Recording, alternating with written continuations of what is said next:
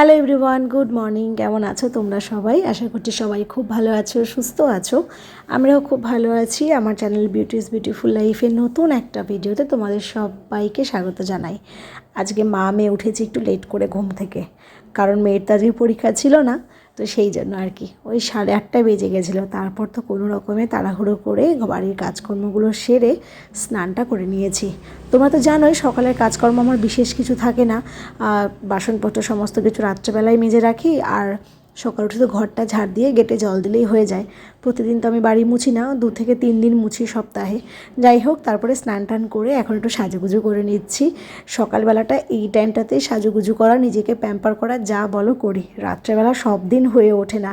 সারাদিনের এত কিছুর পরে রাত্রি 11টা, 11:30, কোনো দিন তো 12টাও বেজে যায় আমাদের ঘুমোতে। তখন সত্যিই আর ইচ্ছে হয় না যে আলাদা করে ফ্রেশ হয়ে ক্রিম ট্রিম মেখে ঘুমায়। তখন শুধু কোনো রকমে হাত মুখ ধুয়ে জামাটা চেঞ্জ করেই শুয়ে পড়ি। তো চলো, সাজুগুজু তো কমপ্লিট। এইবার সোজা চলে গেছিলাম ঠাকুর ঘরে গিয়ে আগে পুজোটা দিয়ে নিলাম।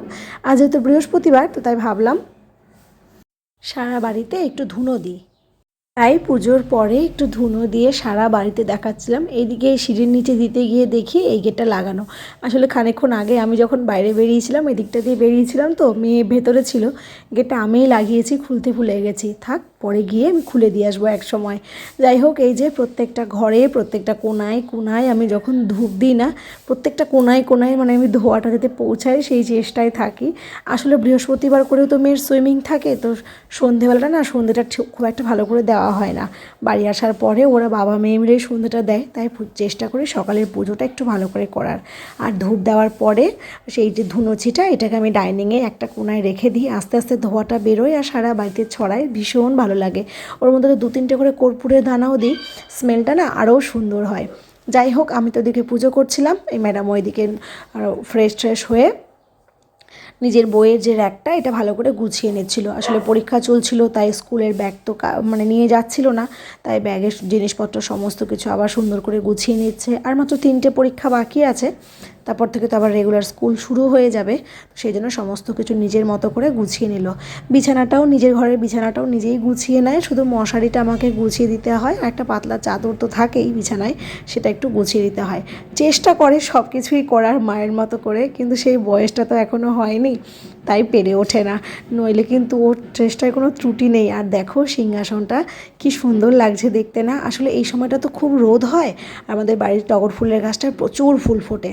দাদাও দিয়ে যায় প্রতিদিন অনেকটা করে ফুল, তাই মন প্রাণ ভরে সিংহাসনটাকে সুন্দর করে সাজিয়ে দিই। যাই হোক, তোমাদের কেমন লাগছে আমাকে কিন্তু বলো। পুজোর পরে এখানে দেখো বাইরের বারান্দাটায় একটু বসেছি বলতে কি, একটা কাজ নিয়ে বসেছি। এদিকে মেয়েও আছে, ওর সাথে গল্প করছি, আর এদিকে করছি। আসলে আমাদের মেয়ের এখন একটাই টপিকে গল্প, নেক্সট আমরা যে ট্রিপে যাচ্ছি সেটা নিয়ে। টিকিট কিন্তু কাটা হয়ে গেছে, এখানে তোমাদেরকে কিছু বলছি না।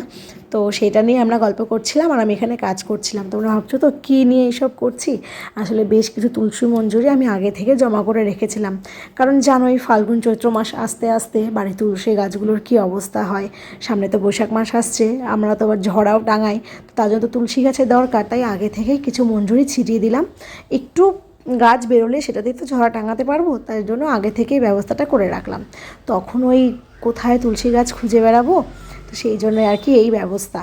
যাই হোক, তারপরে আর বসিনি, জানো, একটানা চলে এসেছি রান্নাঘরে। ওই যে বললাম দেরি করে ঘুম থেকে উঠেছি, বসাবসির কোনো চান্সই নেই, কারণ মেয়েকে আজকে দুধ চা তো দিইনি, ও ব্রাশ করে 2টো বিস্কুট খেয়েছে। বললাম থাক, আর দুধ বিস্কুট খেতে হবে না, দুধ চা তো খেতে হবে না, চল আমি একটু ওয়েট কর, আমি পাস্তাটা বানিয়ে আমরা মেয়েতে খেয়ে নেবো। ওখানে পাস্তাটা বয়েল হচ্ছে, আর এখানে আমি আলু, গাজর আর কি যে সবজিগুলো দেবো সেইগুলো কেটে নিচ্ছি। সব সবজি কাটিনি, কেন জানি না, ইচ্ছে করছিল না আমার। এক একদিন মনে হয় যে অত সবজি টবজি খেতে ইচ্ছে করে না। বিট, ক্যাপসিকাম, তারপর বাঁধাকপি সব কিছুই ছিল, কিন্তু কিচ্ছু দিইনি। আলু, পেঁয়াজ আর গাজর দিয়ে করেছি। আর অবশ্যই তেলেতে আমি একটু রসুন ফোড়ন দিই। চাউমিন, পাস্তা এগুলোতে না তেলে একটু রসুন ফোড়ন দিয়ে করো, বেশ ভালো লাগে আর কি খেতে। আজকে তো কোনো রকম সয়া সস, ভিনিগার, চাউমিক্স মশলা কিচ্ছু দিইনি, একদম সিম্পলভাবে করেছি। তবে হ্যাঁ, ডিমটা কিন্তু স্কিপ করা যাবে না। ডিম স্কিপ করলে কিন্তু ওই ম্যাডামের চলবে না। ডিমের লোভেই বলতে পারো ওকে এই সমস্ত খাবারগুলো আমি বেশি করে খাওয়াতে পারি, যার মধ্যে সবজিও থাকে। তো ডিমের লোভে সবজিগুলোও খেয়ে নেয়। এখানে 3টে প্লেটে নিচ্ছি, তার কারণ দাদাও এসেছিলো, ভাবলাম তাহলে 3জনেই খেয়ে নিই একসাথে ভাগ করে, আর সেই জন্য আর কি বেড়ে নিচ্ছি। বেশ টেস্টি হয়েছিল খেতে। যাই হোক, ব্রেকফাস্ট সারার পরে আমার নিজের কিছু কাজ ছিল, ভিডিও এডিট ছিল, আরও অন্যান্য কাজ ছিল, সেইগুলো করে এসেছি রান্নাঘরে। দেখতেই পাচ্ছ রান্নাঘরে দুটো গ্যাস জ্বলছে, ভাত অলরেডি হয়ে গেছে। আসলে এই যে ছোটো মাছের চচ্চড়িটা দেখছো, মাছগুলো না একদম কাঁটা ছিল না, তো জানোই তো ছোটো মাছ কেটে ধুয়ে পরিষ্কার করতে কতটা সময় লাগে, ওই করতে গিয়ে হয়ে গেছিলো অনেকটা দেরি, তাই আর রান্নার ভিডিও আলাদা করে করিনি। এখানে করেছিলাম বাটা মাছ আর তার সাথে ছোটো মাছটা। আচ্ছা, ভয়েস ওভারের সময় জানি আশপাশ থেকে প্রচুর নয়েজ আসছে, তোমরা একটু বেয়ার করো, কারণ আমি এই বিকেল 4:30টার সময় বসেছি ভয়েস দিতে, আর আমাদের বাড়িটা তো জানো একদম মেন রাস্তার ধারে, সেই জন্য এত আওয়াজ আসছে। চলো, খাওয়া দাওয়া করে ভাত ঘুম দিয়ে নিয়েছি, এবার মেয়েকে নিয়ে সুইমিংয়ে যাই।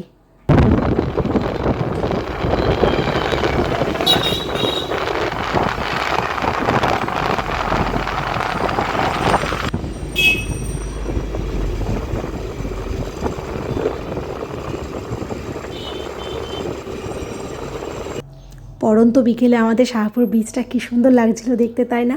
একটু পরে যখন ল্যাম্পপোস্টের লাইটগুলো জ্বলে ওঠে তখন আরও ভালো লাগে দেখতে। এখানে এসে এই যে এও শুরু করে দিয়েছে সুইমিং করা। দেখা যাক, সামনের শনিবারে ইচ্ছে আছে এদের পুলে 2-3 জন বাচ্চা, আর তার সাথে এই যে আমার মেয়েকে নিয়ে বড় পুলে নিয়ে যাওয়ার। জানি বড় পুলে নিয়ে গেলে আরেক যুদ্ধ হবে, যেটা শুরুতে হয়েছিল আমাদের এই ছোট পুলে নামানোর জন্য।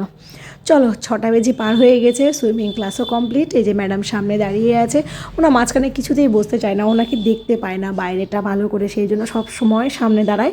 লংয়ে কোথাও গেলে তখন তো অবশ্যই মাঝখানে জোর করে বসাই। তো বাড়ি ফিরে যাচ্ছিলাম, ফেরার আগে খেলাম একটু পাপড়ি চাট। এই পাপড়ি চাটটা কী বলবো, এত ভালো হয় না খেতে, যতই ভাবি যে বাইরের খাবার খাবো না, বা থাক বাড়ি গিয়ে কিছু করে টোরে খাবো, তারপরেও যখনই পাপড়ি চাট বা দই ফুচকার কথা শুনি মনটা আর মানে না।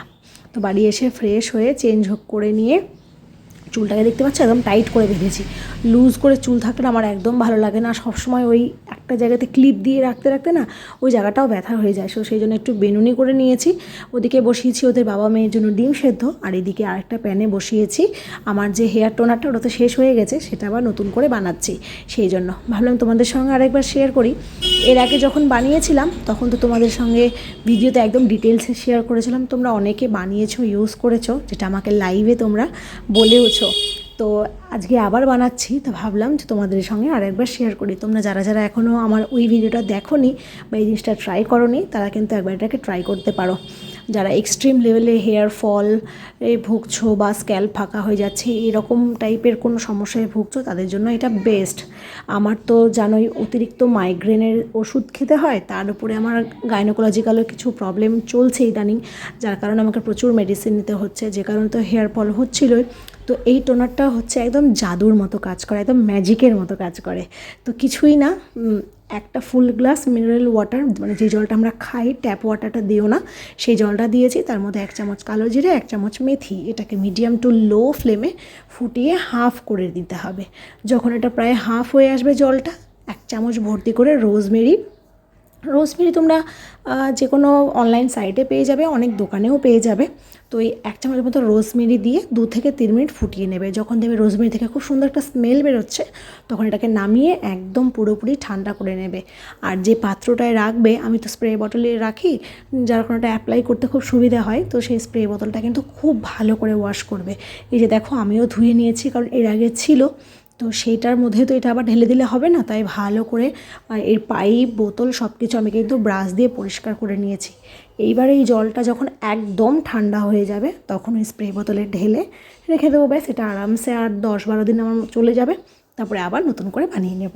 যাই হোক, ওইদিকে ওটা করতে করতে ওদের বাবা মেয়েরও ডিম সেদ্ধ হয়ে গেছে, ওই হাফ বয়েলড বলতে পারো, ওটা আছে, ওপর একটু বিট নুন দিয়ে দিলাম।